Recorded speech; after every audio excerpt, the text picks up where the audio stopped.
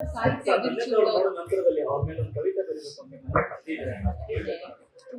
ಕವಿತೆ ಅಲ್ಲ ಏನೋ ಒಂದು ಬರೆದು ಹಾಕಿದ್ನಲ್ಲ ಅದು ಒಳಗಡೆ ಯಾವಾಗಲೂ ಅನಿಸಿದಾಗ ಏನೋ ಒಂದು ಬರುತ್ತದು ಹಂಗೆಲ್ಲ ಏನಿಲ್ಲ. ಕವಿತೆ ಬರೆದ್ರೆ ಏನ್ ಹೇಳ್ತಾರೆ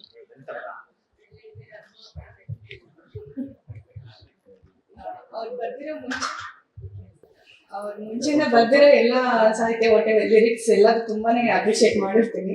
ಸೊ ಈ ತರ ಏನಾದ್ರು ಬರ್ದಾಗ ತುಂಬಾನೇ ಖುಷಿ ಆಗುತ್ತೆ. ಅದು ನನಗೆ ಅಂತ ಬರ್ದಾಗ ಇನ್ನೂ ಖುಷಿ ಆಗುತ್ತೆ. ಕೆಲವು ವರ್ಷಗಳ ಪರಿಚಯದಿಂದ ಎಷ್ಟು ಸರಿ ಕವಿತೆ ಆ ತರ ಪರ್ಸನಲಿ ಆ ತರ ಏನಿಲ್ಲ. ಫಸ್ಟ್ ಕವಿತೆ ಹಿಂದೆಲ್ಲ ಬರ್ತಾರೆ. ಅಲ್ಲ ಅದಕ್ಕಿಂತ ಮುಂಚೆ ಅಷ್ಟು ಪರಿಚಯ ಅಂದ್ರೆ ಒಂದೇ ಸರಿ ಮೀಟ್ ಮಾಡಿದಲ್ವಾ, ಫ್ರೆಂಡ್ ಅಲ್ವಾ, ಆ ತರ ಎಲ್ಲ ಕವಿತೆ ಬರೆದಲ್ಲಿ ಇಂಪ್ರೆಸ್ ಮಾಡೋಕ್ಕೆಲ್ಲ ಏನು ಟ್ರೈ ಮಾಡಿಲ್ಲ. ಶಿಫ್ಟ್ ಆಗಿಲ್ಲ, ಇನ್ನು ಶಿಫ್ಟ್ ಆಗ್ಬೇಕು.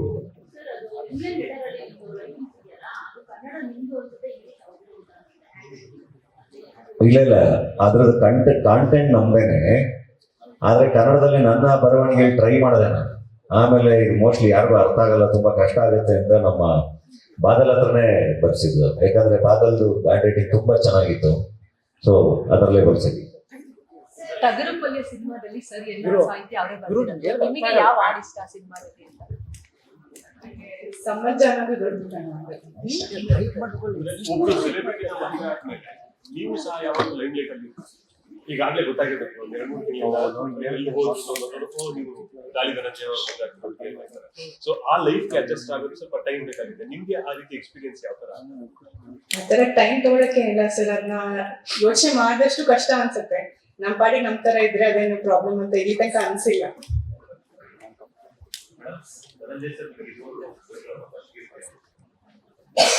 ನಾವಿಬ್ರು ಅಷ್ಟು ಗಿಫ್ಟ್ ಕೊಡೋರು ಆತರ ಇಲ್ಲ ಸರ್.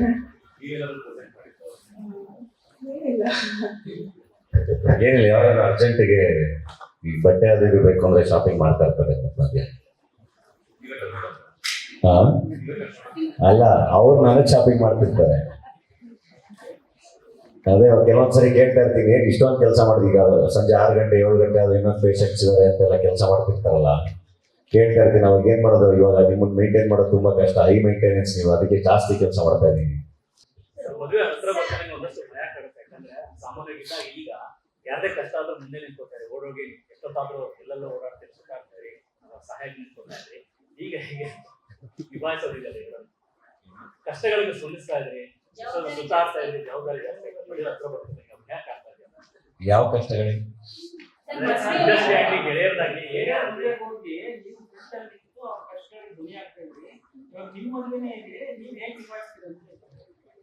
ಏನಿಲ್ಲ, ಆರಾಮಾಗಿದ್ದೀನಿ.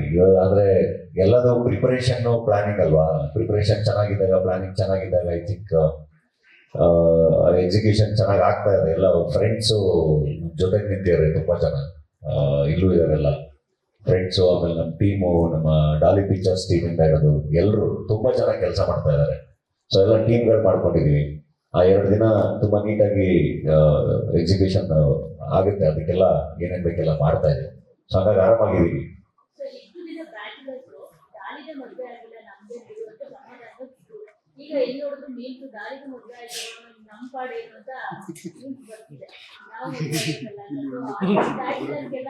ಎಲ್ಲ ಬ್ಯಾಚುಲರ್ಸ್ಗೂ ಮದುವೆ ಆಗ್ಬಿಡಿ ಅಂತಾನೆ ಹೇಳ್ತೀನಿ. ಟೈಮ್ ಕರೆಕ್ಟಾಗಿ ಮದುವೆ ಆಗಿ ಯಾವತ್ತಾರು ಒಂದಿನ ಆಗ್ಲೇಬೇಕು. ನೀವು ಆಗ್ಲಿಲ್ಲ ಅಂದ್ರೂ ಮಾಡೇ ಮಾಡ್ತಾರೆ. ಅಥವಾ ಯಾವತ್ತಾರು ಒಂದಿನ ಅನ್ಸುತ್ತೆ ಏನೋ ಒಂದೊಂದು ಪಾರ್ಟ್ನರ್ ಇದ್ರೆ ಚೆನ್ನಾಗಿರುತ್ತೆ ಅಂತ, ಒಬ್ರೊಬ್ರು ಇದ್ದಾಗ. ಸೊ ಆಮೇಲೆ ಇನ್ನೂ ಎಸ್ಪೆಷಲಿ ಫ್ರೆಂಡ್ಸ್ ಎಲ್ಲರೂ ಮದುವೆ ಹೋಗ್ತಾ ಇನ್ನೂ ಏನೋ ಕಾಡಕ್ ಶುರು ಮಾಡುತ್ತೆ. ಸೊ ಬೆಟರ್ ಟೈಮ್ ಕರೆಕ್ಟಾಗಿ ಒಳ್ಳೆ ಹುಡುಗಿ ಸಿಕ್ಕಾಗ ಮದುವೆ ಆಗ್ಬಿಡಿ ಅಂತ ತುಂಬಾ ಯೋಚನೆ ಮಾಡಿ ತಲೆ ಕೆಡಿಸ್ಕೊಂಡು ಅದೆಲ್ಲ ಏನು ಮಾಡಿ ಮದುವೆ ಆಗಿ.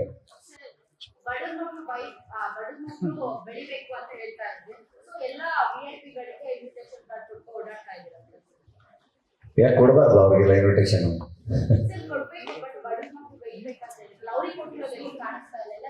ಅಲ್ಲ, ಎಲ್ರಿಗೂ ಕೊಟ್ಟಿರ್ತೀವಿ. ಈಗ ನನ್ನ ಅಭಿಮಾನಿಗಳು ಸಿಕ್ಕಾಗ ನನ್ನ ಅಭಿಮಾನಿಗಳಿಗೆ ಇನ್ವಿಟೇಷನ್ ಕೊಟ್ಟಿರ್ತೀನಲ್ಲ, ಅದು ವೈರಲ್ ಆಗಿರಲ್ಲ ಅಷ್ಟೇ ನಿಮಗೆ.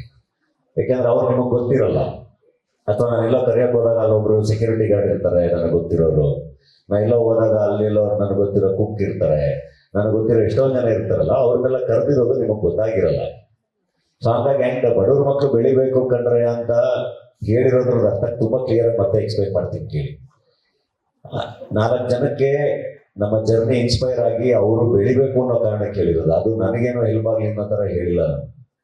ನಾನು ಕಷ್ಟಪಟ್ಟು ಕೆಲಸ ಮಾಡ್ಕೊಂಡೇ ಬೆಳೆದಿರೋದು, ಯಾವುದೋ ಡೈಲಾಗ್ ಹೇಳ್ಕೊಂಡು ಎಲ್ಲ ಬೆಳೆದಿಲ್ಲ. ನನ್ನ ಎಫರ್ಟ್, ನನ್ನ ಆನೆಸ್ಟ್ ಎಫರ್ಟ್ಗಳು ಇಟ್ಕೊಂಡೆ ನಾನು ಹೀರೋ ಆಗಿ, ವಿಲನ್ ಆಗಿ, ಮತ್ತೆ ನಾನೇ ಪ್ರೊಡಕ್ಷನ್ ಮಾಡಿಕೊಂಡು ಎಲ್ಲ ನನ್ನ ಎಫರ್ಟ್ಗಳಿಂದನೇ ಇಲ್ಲಿವರೆಗೂ ಬಂದಿರೋದು, ಮುಂದೆ ಕೂತಿರೋದು ಬಿಟ್ಟರೆ ಯಾವುದೋ ಒಂದು ಸ್ಟೇಟ್ಮೆಂಟ್ ಇಂದ ಅಲ್ಲ.